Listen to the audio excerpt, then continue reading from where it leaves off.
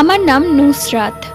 আমি আমার ছোট ফুপুর বাড়িতে বেড়াতে গিয়েছিলাম। অবশ্য তাদের বাড়িতে এত একটা যাওয়া হয় না। অনেক বছর পর গিয়েছিলাম। তাদের বাড়িটা ছিল গ্রামের মধ্যে এবং তাদের বাড়ির পেছনে ছিল একটু জঙ্গল টাইপের, যার কারণে আমার অত বেশি একটা যেতে ইচ্ছে করে না।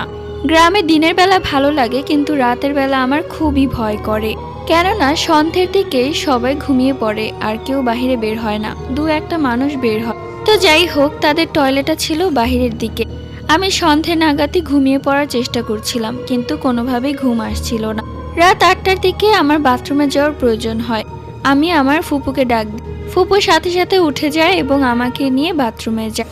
আমি ফুপুকে বারবার বলি, তুমি বাহিরেই থেকো, কোথাও যেও না। সে বলে আচ্ছা ঠিক আছে। আমি যখন বের হই তখন দেখলাম ফুপু সেখানে নেই।